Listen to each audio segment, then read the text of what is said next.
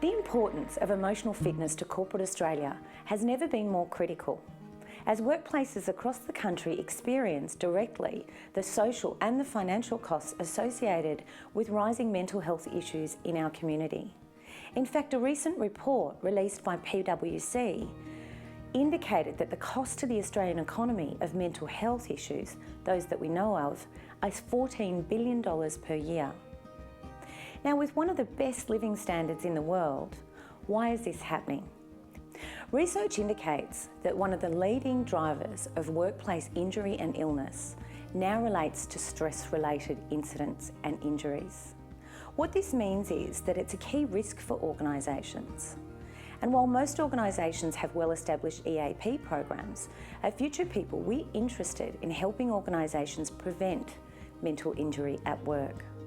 So we at FuturePeople have invested in research to understand how to measure, drive and develop emotional fitness in workplaces. Let's unpack this concept of emotional labour a little bit more. Anyone involved in a role interacting with people, such as HR or the medical profession, and especially in service roles, are required to manage emotions as part of their normal job.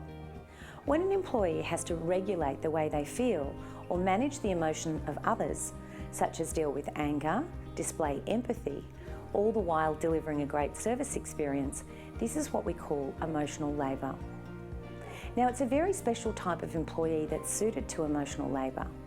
They have to have something that we call emotional intelligence.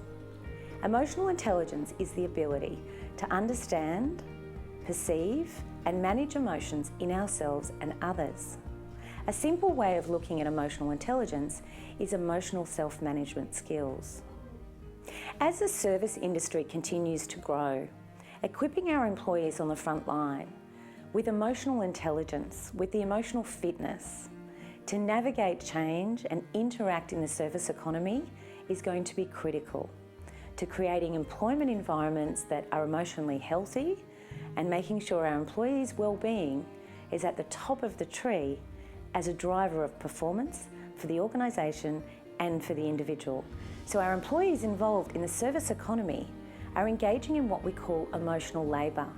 And just like you need to be physically fit to do physical labour, employees involved in emotional labour need to be emotionally fit. However, workplace and community programs for recruitment and developing people's skills haven't necessarily caught up with this shift. With 25% of workers taking time off each year due to stress-related issues and mental health in the workplace coupled with presenteeism costing Australian companies more than $6.5 billion a year, it's clear that the cost of not doing something about this is far greater than the cost of doing something. In fact, for every dollar spent on employee wellbeing programs, there's a $3 return, if not more. So the business case for investing in developing the emotional fitness of our employees is clear. But of course, recruiting the right talent who are emotionally fit is only the start. We need to make sure that the culture that they're working in is a culture that's conducive to a mentally healthy workplace. And this is where our development programs for employees and leaders come into play. For frontline employees, managers and leaders, we educate them on what it means to contribute to an emotionally fit workplace culture, how to tap into their emotional intelligence to build their resilience, manage stress and improve overall positivity and happiness at work. And we take it further for leaders of people and managers. We help them tap into their emotional intelligence to lead effectively, to engage their people, to performance manage effectively, to have coaching conversations in a way that enables their employees to thrive.